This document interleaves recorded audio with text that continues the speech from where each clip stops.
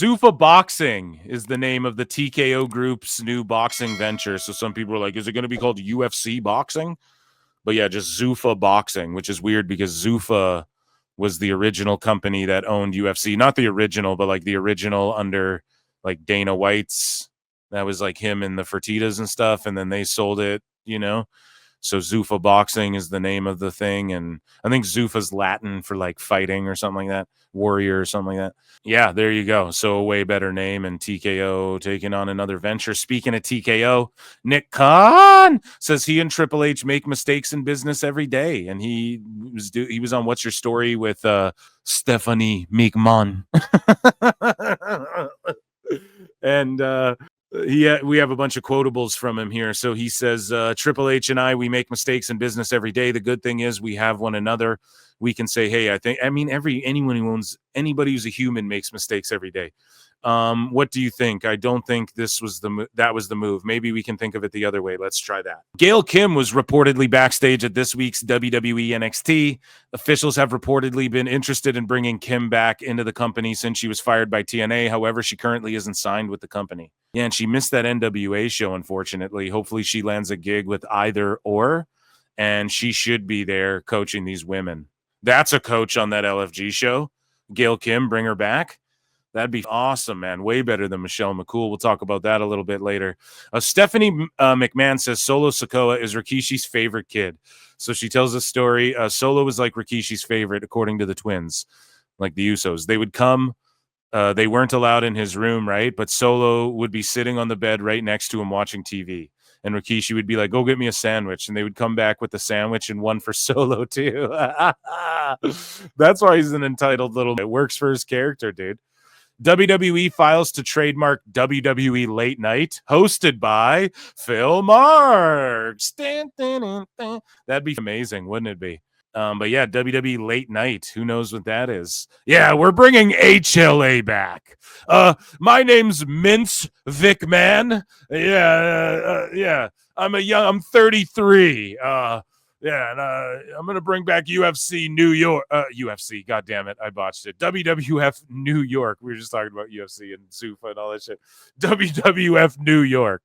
Stacy Keibler is going to do a strip tease. I botched it with the UFC part.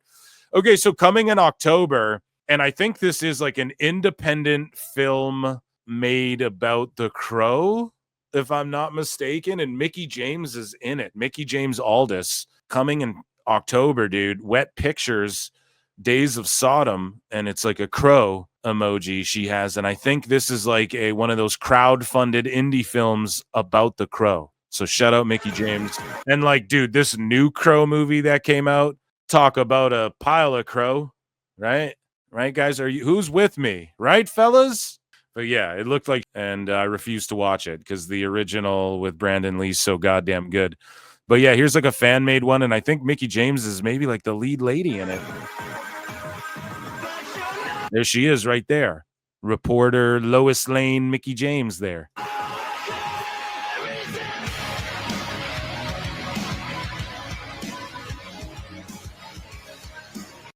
I mean, this looks better than that new movie they made. So there you go. Dose. Look, starring Evil Dose. No.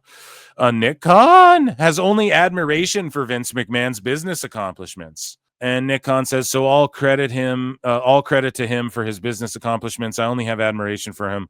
As Triple H said at his Hall of Fame speech, family's complicated. And, obviously we don't need to get into any of that. But in terms of business, that guy's an empire builder. Goldberg says it will be an honor to step in the ring with Gunther for his retirement match. And he says, I remember meeting him years ago, right when he broke in, and the guy had a shooting star up his ass at that point, and I knew he was going to be destined for big things. And hey, it's an honor for me to get in the ring with him. It's an honor to step into a position to be vying for the World Heavyweight Championship at 58 years old. I don't know of any other ones who've retired with a match like that. Does anyone else... Am I the only one who's going to point this out? Do I have to be the guy? So, Gunther's like the Austrian Ringkampf before he came to WWE, and he's like the Ring General, and they do like the stance with the Imperium and all that. And then Goldberg is like, this massive powerhouse Jewish pro wrestling guy who's coming back to I don't know, am I the only me? Okay, all right, anyways, moving along. So Nick Khan talked to Stephanie McMahon some more. Here's a clip. We'll play a clip for this one, and it's just Nick Khan taking responsibility for when anything goes wrong. It's my bad. Here we go. Kind of, you look to me. What's the volume? Oh my, everything's turned down. I wonder why. And you do. Oh, thank you. It's kind of, you look to me, if, like you just said, if we fail at something, it's 100% my responsibility. If we succeed at something, it's everyone else's success. That's just the way I like to do it. And that's how I feel inside. So what I tell our executives is, if you have a problem and you bring it to me, it becomes our problem, where we're either going to fix it or I'm going to fail at fixing it. But if you have a problem and you don't bring it to me, you can't help. You better fucking fix it on your own, or there's going to be a real problem for you, you know, in terms of your tenure here. Yep. And I've so just everyone taking accountability. Found that encourages people to come to you and say, I messed something up. Here's what happened. Or I don't know what to do. That's fine. You're very clear and direct in your messaging. Stephanie's really clear and directly fucking good in this role, you know, doing her pods and shit like that. I really enjoy that. So this happened on SmackDown. Piper just decided, fuck Charlotte and her career. We're just like, the fuck was that, you know? Now, what I think happened, this is Phil Marks fantasy book marksing it here. I think Piper knew, okay, she's going to be bridging up for the figure eight, so I need to get more height on this thing. Like, I need to make sure I'm not just doing like like 2 feet off the ground. I need to make sure I get up so I don't like kick her or don't make it over her or whatever, you know? And then I think just in doing that, she turned to the side, not realizing how up she would have gotten. And then Charlotte they all just came down weird. That's me giving everyone the benefit of the doubt involved. But because look, like normally she wouldn't go this high when she does like her running senton, you know? But it was weird how she like went to the side. And I feel like it was her just being worried about, I need my legs to clear her bridge. She like high jumped it sort of, but she just did it goofily. You guys know what I mean? Like she had to, like the way she goes to the side to me is like, my legs have to clear that bridge. I can't, she's so high up. How do I senton her? But then it's like, in that case, just call a fucking audible, you know, just stomp her and then senton her, or just call something new in the ring. Cause it just didn't turn out well. And the way her ankle bends is the real, like, if you guys can see that, how Charlotte's, look at that right there. Ugh, that just, look at that. That's not good. That's not good. Yeah, so. And her knee's already fucked as well. And then she gives her the gentle stomp. Because she's supposed to, the super gentle, like, doesn't even touch her stomp. Fuck, man. I don't mean to laugh. I hope Charlotte's okay. I really fucking do. So Elayna Black exposes WWE for ghosting her after gaslighting her at a creative meeting. Okay, so Elayna Black had a lot to say. She says, I think it was like 2 weeks before I had texted Mandy and I was like, hey, I think I'm getting fired. I need to have some advice or whatever. And she was like, girl, whatever happens, you're going to be fine. Immediately, she got all the resources for me and the advice. She's literally so helpful. She's been not only like a wrestling mother to me, but like a business and management type mother to me. 2 days prior to my release, I'd went in and had a meeting with said person. I'd given so many ideas. I'd set aside my personal feelings for this person and given, do you guys see? She's setting aside personal feelings. Like she had problems with people in the back. That's really all it is, you know? It stems from other shit. But anyways, why have me give you all these ideas? You asked me to come in for this meeting, typing in all these ideas. Like, these are great. There are things that I didn't get to, but at the same time, well, they had you come in and pitch, and then they realized, well, we're fucking, and then not realize, like, somebody made it clear, like, we're doing cuts, and those do come out of nowhere. Especially from the budget side, they're like, well, we're going to save this much. Like, can we save this much off the roster or whatever? Like, who knows how those things even get approached. So, but at the same time, yeah, it is shitty. She pitched a bunch of shit, then they just stole all of her ideas likely. Because that's another thing that WWE will do and any Fed would do. Hey, pitch all of this shit. And then when you go, like, if there's anything good in there, we know whether or not to cut you, whatever. Then, like, we know what you're probably going to do or what ideas you'll pitch elsewhere or whatever, you know? And just, like, lift lift their last minute shit before they get out of there. Give it to someone else, you know? Anyways, though, we have more of Nick Khan with Stephanie McMahon. Once searched my name. Steph, I promise you this. I've never once searched my name. Oh, what's wrong with that? Well, actually nothing's wrong with that, Tony Khan. Oh, why are they talking shit about us, Dave? Well, 5 stars. On X, on any social media platform, on Google. If it says something positive, it has no relevancy to me. If it says something negative, it has no relevancy to me. And it's something I love hearing that Paul says that to you. I know he believes that. And it's something we encourage our creative team and writers, like, don't program for that. Yeah. Program for the universe, not for a small portion of the universe who wants to criticize you. And this is the thing, right? Everyone's like, you have people freaking out. JD's like, how does he say this when they listen to us, the IWC? No, dude, the universe is what he just said. So when they went in the buildings and they're chanting, we want truth. Well, they all read the internet. They must read the dirt sheets. No, they don't read the fucking sheets, bro. Our truth getting released. WWE's making mainstream headlines. This shit's in TMZ now. This shit is when you turn Snapchat on, you see John Cena's face. This shit is when you go on Instagram, TMZ's like, our truth released from WWE or whatever the fuck. You guys know what I mean? Like, that's why it reached beyond that. Now, who were the reporters? Well, it was the sheets who reported on it. Good for them. Great. Awesome. People break stories all the time, all over the place, right? So that's okay. Kudos to them for breaking a story about wrestling. That's their fucking jobs. You know, so like, what does everyone want a pat on the back for? But Nick Khan, I saw people being like, how could he say that when we directly fucking listening to the IWC? No, it wasn't listening to sickos, bro, and wackos. It was the IWC was melting down, and so was this thing got millions of impressions. Okay, so did that fucking TNA thing I just showed you. You know, earlier in TNA news, they did a work shoot with Ash by Elegance, got like 1.5 million views. The fuck are you talking? Like, they know, but it was more than that. The building started chanting it. It means it transcended that shit. That doesn't We're just conflating the IWC. matter. Move on. Put on a good product.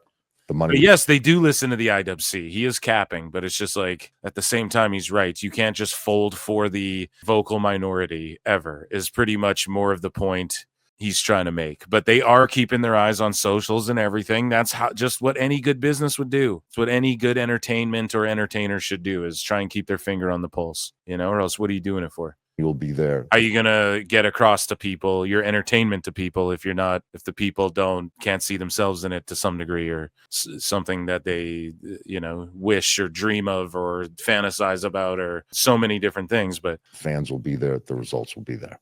Steph, I promise. But yeah, he just said it, like the universe, like when they're chanting it at the shows and shit. Okay, yeah, maybe we fucked up, you know. Liv Morgan is expected to miss up to 6 months of action for her injury. We talked about it before. I hope she didn't get a Johnny Walker type thing. She'll be back. You could see the pain on her face too, especially during the commercial when the doctors are trying to put it in. Like, she had that fucking look on her face like, yeah, I'm cooked here. Like, this one really hurts, you know, because we've seen her eat like busted noses and fucking, face plant. And we've seen Liv. She's a tough chick, you know. This was bad, and looks uncomfortable. And I just really hope she gets a speedy recovery. And I hope they just milk her return for real. Don't even rush it. Just make sure that shit's strong. Get some fucking stem cells or whatever you got to do. I hope she's okay after her surgery and all that. Here is more Nick Khan and Stephanie McMahon. They're talking about Vince McMahon's horrific childhood. My dad tells the story that he was oftentimes beaten by various boyfriends, etc. That hit, were with his mom. He grew up in a trailer park, and he would always stand up for his mom, and he would take these beatings. And one time he tells the story that he was beaten with a lead pipe and left in a ditch to die. But his mindset was, if he could survive, he won. So just surviving was winning and still is winning for him today. And I don't know how you can ever beat someone at the end of the day if all they need to do is survive to win. The first time See, that's the thing, right? And that's why Vince was able to overcome. I said this so early on in PWT, and I don't really say this much anymore, but I want to see Tony put on his back foot. And we're seeing it now. He's on his back foot, man.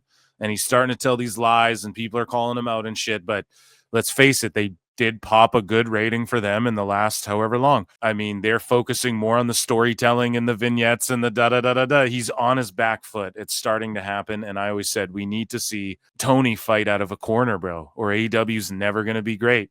We need to make AEW great again. It's funny, I said that in Discord, and then the next day, I see motherfuckers tweeting that same shit out. It was like, come on now. But so I just dropped it. I was like, I ain't saying that. We need to see Tony fight. Like, he never really had to fight. There was a point where Vince and WWE could have went out of business, you know? Tony's never got to worry about AEW ever having to go out of business. But it would be fucking egg on the face and on the head if Collision got canceled and then Dynamite got moved or so. Like, that would be the shame for him. He doesn't want to see that happen. And I don't know. I'm not a dirt sheet. I'm a dumb fuck. This is all made up, right? But allegedly, there's like some humiliation going into this fucking All-In show, just knowing that allegedly, they've had to pad the house so much. That there's some morale about that. Like, fuck, it's going to look like shit on TV. But I just saw that they passed like 18,000. But you notice, like, leading up to the event, it's just more and more tickets. Now, that's the same with every show and walk-ups and all that, but it just seems like a lot. And this is distributed, by the way. There's like 18,000. They're nearing that distributed, like 17.9K or something like that. And it just seems like out of nowhere, tons are just moving now. So I don't know. Did they lower the prices, chat? And I don't know about it. Let your boy Phil know. Anyways, what's your story, Steph? No, here's Steph McMahon and Nick Khan. Let's hear some more what they got to say. I ever read that he had done an interview in the late 90s with a publication that had great interviews, and he Playboy. He talked about that. He talked about abuse he had suffered at the hands of one of his parents, of not his mother. Father. Yes. Yeah. To recover, to move on, to go from trailer park to, all of billionaire the success. Yeah. There's not many people and who can say created that. An empire, a universe. Yes, absolutely. Correct. A universe. So it's the American dream, pal. Credit to him. I only have admiration for him. As Paul said, Triple H said at his Hall of Fame speech, family's complicated. And, obviously we don't need to get into any of that. Yeah, we're not going any deeper on that, but in yes. terms of business, that guy's an empire builder. Absolutely he is. Nothing but and no respect. one can take that away from him. Nobody. No matter what. Yeah. Including what, you can't take a young paralegal on a plane, allegedly? I thought this was America, pal. And give her a kitten? I was just handing out kittens to my friends. Yeah. Himself, who is probably his biggest nemesis is himself. I thought we weren't getting into that. We're not. Yeah, and some people were mad, like, oh, why they should get into it. It's like, no, they fucking shouldn't. It's called What's Your Story? They're talking about business and shit. What the fuck? It's nuts, man. So breaking, Noam Dar has had to relinquish the NXT Heritage Cup Championship due to injury per announcement from NXT General Manager Ava, and Channing Stacks Lorenzo will now face an opponent to be named. Let's hope it's like a AAA Mystery Iguana. Place would fucking erupt. Let's hope it's something like that. An opponent to be named to determine the new champion on this coming Tuesday's NXT. And fucking Noam Dar just came back, is hurt again. Very unfortunate. I hope he gets a speedy recovery as well, because he's money, man. And I wanted to see Metaphor on the main roster. So Piper Niven, this just popped me so fucking hard, man. And it went pretty viral. So WWE is now one thing, I'm going to criticize WWE here for something. This is what UFC did on their YouTube. They started putting Power Slap on their YouTube, and everyone's like, fuck out of here. And it gets like 4,000 views. And they're just like, this is shit. This is garbage. No one gives a fuck. So WWE, man, I've seen them hosting like a pro bull riding event on WWE YouTube, and you'll have like 200 people watching it. they're promoting this. Now, I'm okay with them posting like UFC tickets are on sale and that crossover shit. I'm all good with that. But when they start doing, they did like a Canelo Alvarez TKO boxing. It's not called TKO boxing. It's called Zuffa boxing or whatever. They did like the Crawford presser on there, and like, 400 people were watching it or something. And it's abysmal. Don't do that. Just make a fucking YouTube for your boxing shit. Who cares if 100,000 people are watching it? Like, what do you guys want it? You think that more people, the 100 billion people or whatever you have fucking subscribed to your YouTube? Don't do that, man. It pisses people off. They're not going to like it. And it's not really going to get over. But when they post stuff like this, buy the UFC 316 shirt or just buy tickets, that's cool. I mean, that's whatever. I don't give a fuck. But just as far as the YouTube's concerned, don't do boxing, whatever. Do a community post saying, hey, go over to our other channel and here's the press conference. It's live in an hour or whatever the fuck. Do that on WWE's YouTube. But don't start putting like bull riding events on there. No one wants that. UFC did that with Power Slap, and it just pissed people off and made them hate Power Slap even fucking more. So you got to trust me on that. But when it comes to like, hey, buy tickets, good. I hope we get more WWE fans that are UFC fans and more UFC fans that are WWE fans and shit by doing this, right? Because I'd like to see WWE promo on UFC stuff as well. I love when it happens. So anyways, but WWE posts this. And so back in the day, let's say like MMA posted a WWE thing. What would people say about pro wrestling? It's fake and gay, right? So Piper Niven just quote tweets this, and yeah, fake and gay about MMA. God damn, this popped me so hard at the time. I fucking died. I was like, yes, that is so good. And yeah, showed her. I hope she didn't legit like get heat for that and everyone can take a joke. I know people on the UFC more than likely can. And hopefully WWE can, especially with them trying to dabble in all like the roast comedian sphere and all that, right? You got to take a fake and gay joke from time to time, okay? And shout out Piper Niven. That fucking popped me so hard.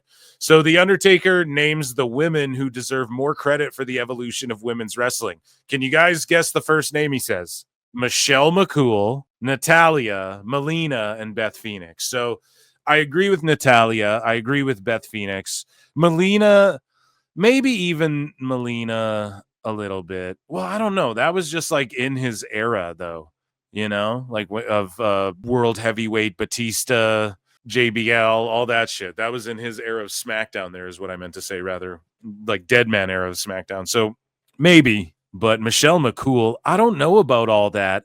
She is like one of the longest reigning, or she's like the last ever. What's her accolade again? She's the first ever Divas champion, right? So, I mean, okay, maybe that you could argue that puts it in the history books, but that was sort of WWE saying, okay, we're getting away from good wrestlers again and just leaning more into like the sexy chicks. We're divas, Unfortunately for WWE, or fortunately for fans, actually, the AJ Lees and the Natalyas and shit crept through. So I don't know, man. I liked Lay Cool, but I always put them over every time I bring up. Like Lay Cool deserved to get some shine. And again, Michelle McCool's talking about, I'll come back at Evolution. Lay Cool versus the fucking Bellas for the tag titles, man. Do it. Like, fuck it, Will it be the best wrestling? I don't know, but will it fucking spark a little bit in that women's tag division and put some prestige on those belts? Just the name, the brand value of having the fucking Bellas, like, yeah, do it. If you're just going to have them as Liv and Raquel just carry them around to their singles matches, then fucking why not do that, Anyways, moving along here. We have Triple H meeting LeBron James. We haven't done any of the Fan Fest stuff in the WWE news yet, have we? No, we're going to keep going. So Goldberg says he has been remorseful. Better watch my words here. He has been remorseful ever since he caused Bret Hart's retirement. I kicked Bret Hart in the head on accident 100 years ago, and I've been remorseful ever since. I was young in the business. People make mistakes, right? And people have to understand that. So WWE has reportedly discussed adding more people to Seth Rollins' group down the line. Ethan Page and Ricky Saints were both pitched internally. Triple H listens to PWT. Confirmed. Allegedly.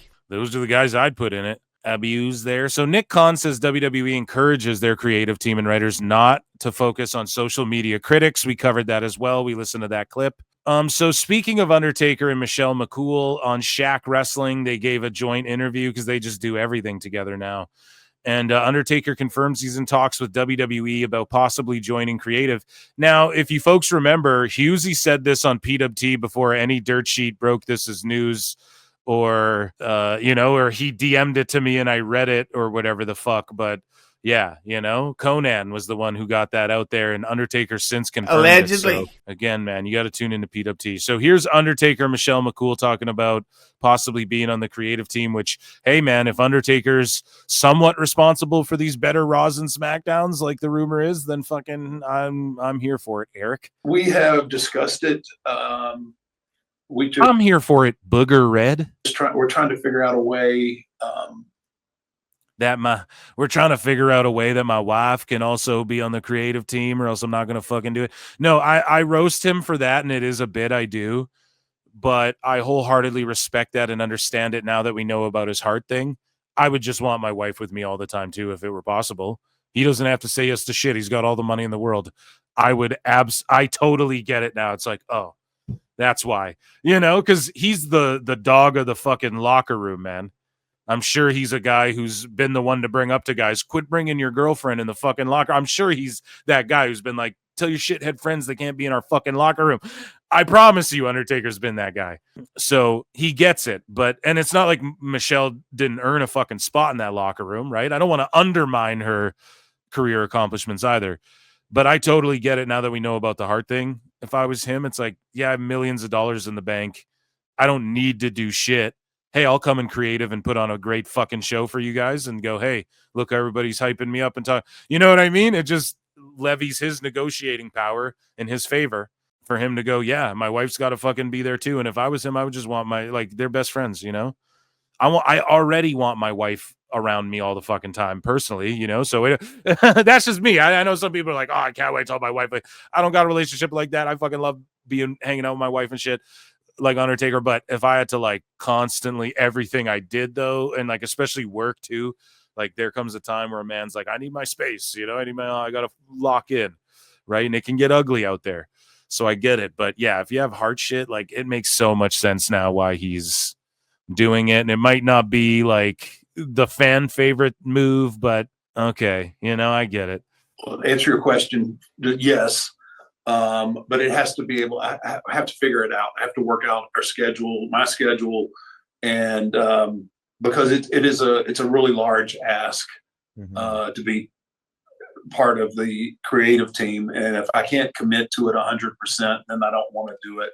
I don't want to be more of a distraction than I can be of an asset.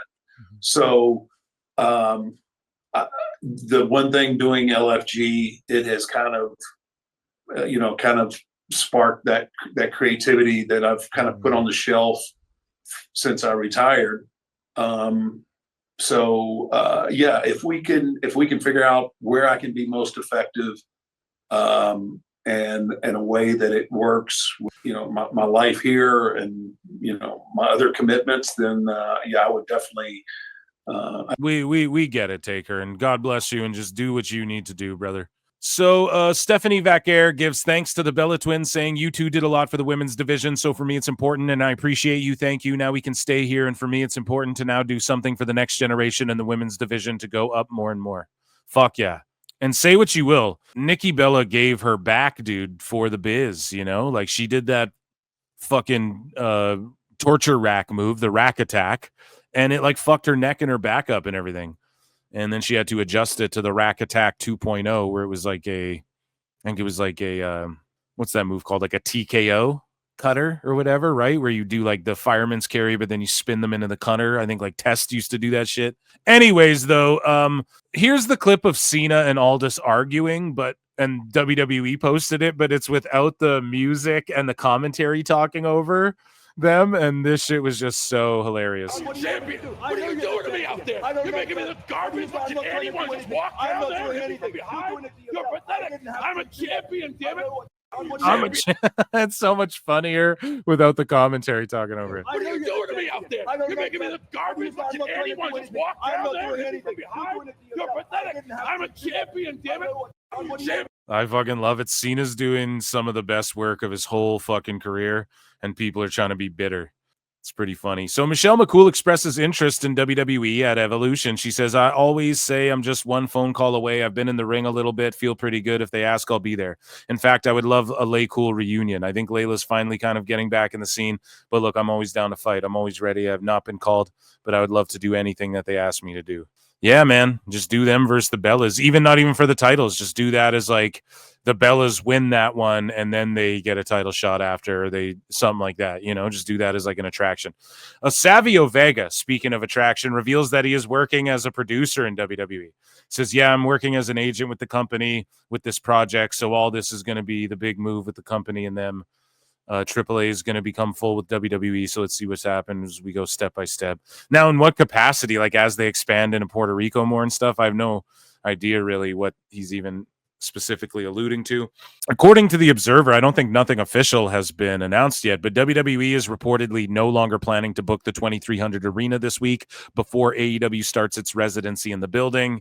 Good for them. I don't care if they do or don't do it. And good for AEW doing a fucking residency. NXT, honest to God, I'm going to be honest with you guys.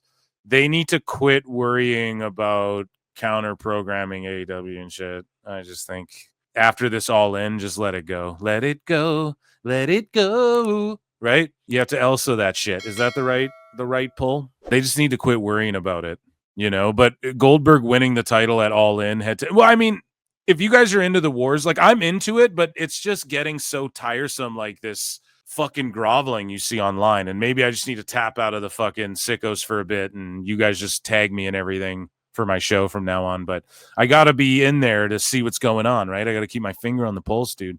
I just think that after this all in, just don't even worry about counter program. If it happens naturally, let it happen naturally. If it's the smart business move, let it be this. I'm not saying don't do it at all. And if you guys enjoy the wars, I'm down with it, but just so many people can't handle it is how I feel, right?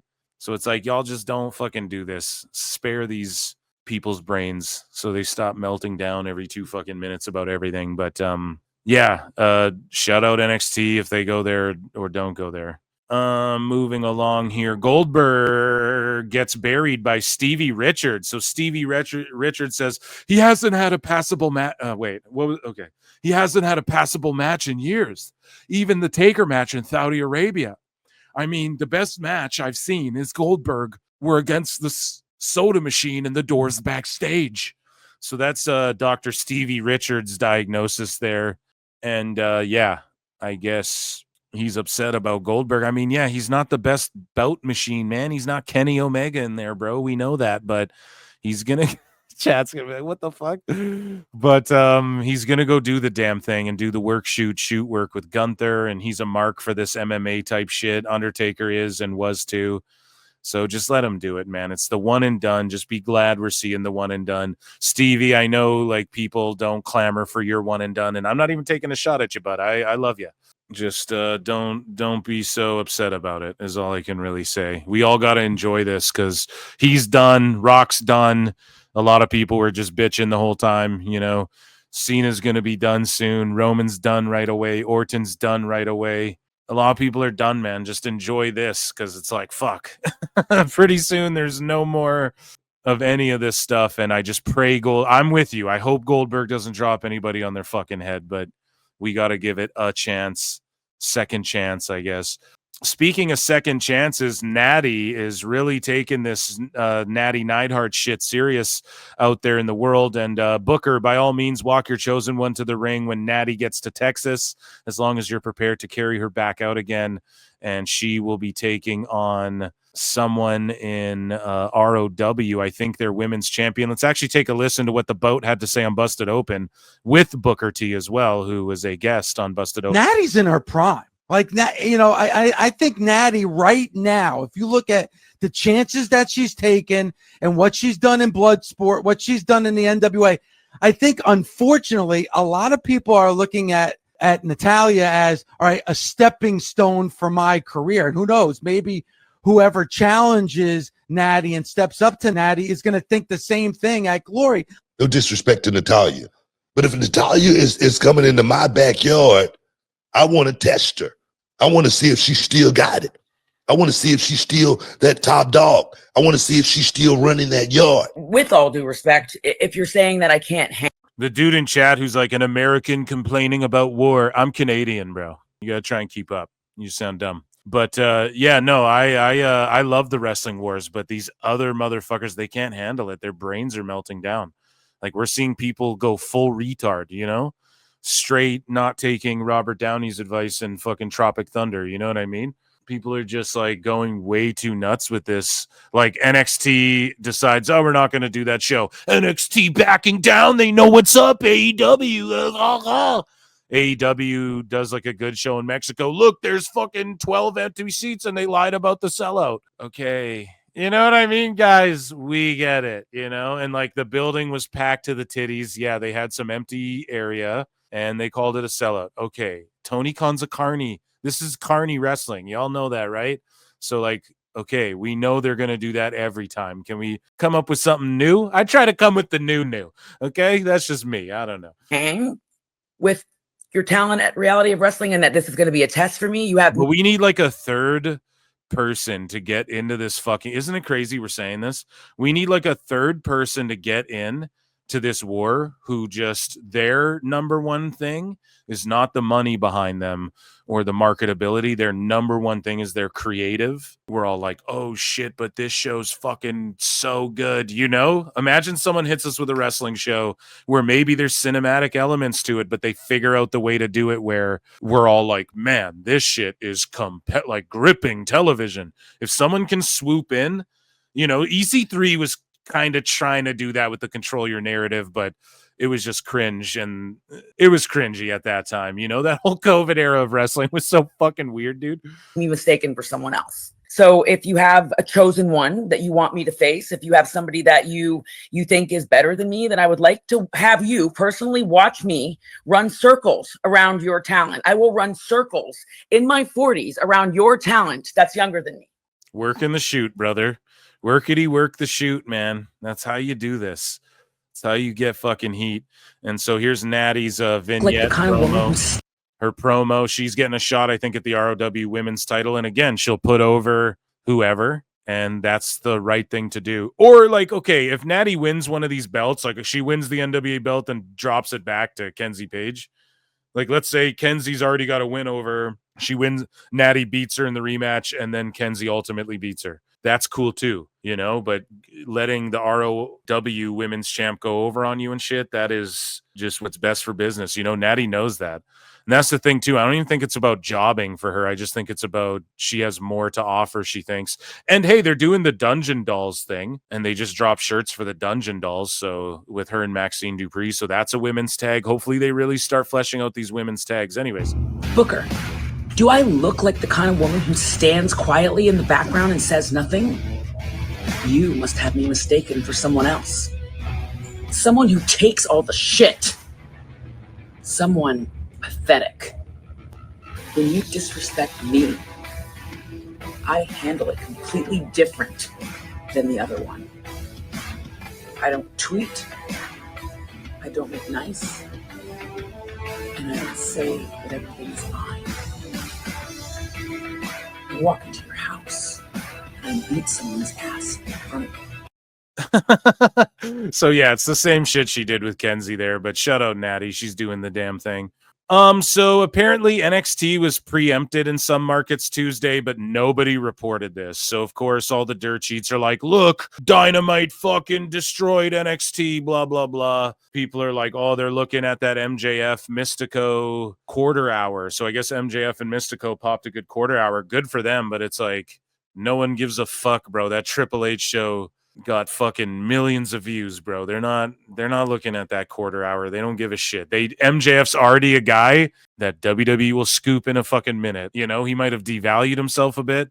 Like he might not be able to get as much money out of them as he once did, but that's always someone they would fucking sign. And Mystico, they already had him. He was fucking Bocce Sin Cara, as MJF called him, right? So they're cool. You know, they're all good without Mystico. So anyways, though, 660K was preempted in a lot of markets, but still impressive. That's what the Mole said, though. And then this person says, what the hell? NXT was preempted tonight. And then this person says, the NXT ratings when they come out tomorrow will be either really good or suffers a drop because CW has preempted to late night in a dozen markets. But the lead in those cities is WNBA and 10 o'clock news. So yeah, of course the dirt sheets don't go well. Like if that was AEW, Dave would be like, well, Dynamite was preempted too, so it's 80 billion viewers, but it's NXT, so they're not going to go, well, it was preempted, so, which I don't give a fuck. Doesn't matter, because NXT's been smacking fucking Dynamite around forever if you want to go head to head, just like Dynamite smacked NXT around in the beginning. It's like, who gives a shit? And yeah, there was like a special Grand Slam. Like Grand Slam is like a PLE level fucking show every time is how they pitch it. Okay. So, okay, that show should do a better rating than a random NXT, guys. We're coming back out of the fucking funky unit. Like now we maybe start going, hey, what's going on here, right? Hopefully they turn some shit around. Let's get back to 800K. I'm not mad if more people are watching wrestling. So Ronda Rousey revealed Dana White sent her to a neurological. So she shut down rumors of her ever returning to pro wrestling or MMA. She just shut it down. So Dana White sent her to a neurological study where doctors diagnosed her with issues that affected her UFC career. And she says, fortunately, I have a lot more information now of what was going on with me. I couldn't be honest without people feeling like I was making excuses. She learned her symptoms were linked to concussions, but it's also migraines. Epilepsy runs in my family. As a child, she used an Imitrix pen. I'm sorry, I'm unfamiliar. And lost vision with migraines and fights. Bright lights and head impacts triggered episodes. I'd get hit and I'd basically lose big chunks of my vision and my ability to track movements. Yeah, she did not like getting hit in MMA. Like she could dish it, but and like if someone was bullying her with grappling, she always stayed poised and just looked for her submissions and shit. So it's not like she couldn't handle like someone wrestling her and that type of adversity, but you could tell when she got dinged, she did not like that shit in any fight she was ever in. It was just inevitably a decline until I'm shitting my pants. It's not good, man. Fuck. Prayers up for Ronda and yeah, I'm just glad that she has more info and just don't come back to anything. Don't do it. It's sort of sad that her last ever match was in like Ring of Honor under Tony Khan's. The last wrestling paycheck she ever got was no, she probably gets royalties from WWE shit in some capacity, but yeah, just retire and sign a WWE Legends deal and just fucking let them put you in video games and make a little extra scratch on the side for your kids or whatever, and just God, I'm just glad it wasn't worse. So did you miss us? Here's Serena Lorenta, or Serena Linton, rather. Pardon me. I was thinking of Zelina de la Renta or whatever the fuck her name. Pardon me, I'm conflating there's so many names in wrestling. Serena Linton and this Brittany Murphy gal, and that's her name, right? Brittany Humphreys, Brittany Murphy. She's a fucking actress. See, too many people. I've reached my lumbar number or whatever the fuck it's called, right? Is that even what the thing's called? I forget as well, where you can only store X amount of names in your head and then you just start pooping some out to remember new ones. I'm at that number with wrestling. Fucking Elayna Black, Cora J. You got Baron Corbin, Bishop Dyer, Tom Pestock. I got to remember fucking 14. And then what's Jim Cornette's nickname for him? Yeah, Happy Corbin. I gotta remember 7,000 names for everything. It's impossible. So Serena Linton and Humphreys, okay, I'll just call her Humphreys. They are in LFG season 2, which premieres fucking tomorrow. I didn't even know it came out. They're just cranking seasons out. They're renewed for 6, dude, and it's already out. What? The new LFG tomorrow. So I'm locked in. I can't wait to watch it personally, but all the like Xena Sterling's on it, that BJ guy's on it. Everybody's just rehashed, and then there's going to be a handful of new faces. Well, I don't know. To me, it's just weird. They're just bringing in all like the same people. Okay. But Mickie James can't be there. It's a little weird. Some of the people who've been there longer are obviously going to do better. And maybe there's a surprise person like, oh, I've been here a week and I'm going to just shock everybody. But it makes the show a little more predictable and it makes the stakes a little less high. But at the same time, once you're in WWE under the umbrella of, or the guise of like, you're signed to developmental in any capacity, like you're under the WWE umbrella. So it's not like you're eliminated from the show, get the fuck out of WWE. It's not that, you're still, they need a place for you. And the show was good enough. And I'm excited actually to see more of some of these talents. I think Linton was like the greenest one. The girl in the red here was like the greenest of everyone on the show. And Humphreys, I think, was the most impressive for me. But yeah, here's their little 8-second TikTok. Hey guys, we're back. Did you miss us? Because we missed you. So that's their announcement. They're both back on the show. Elijah Holyfield's back on the show as well. Fox News tweets out that WWE legend makes bold Blake Monroe prediction after NXT arrival. So, of course, what's his name? Tyrus. He's on Fox News, and he's just predicting stuff about Blake Monroe.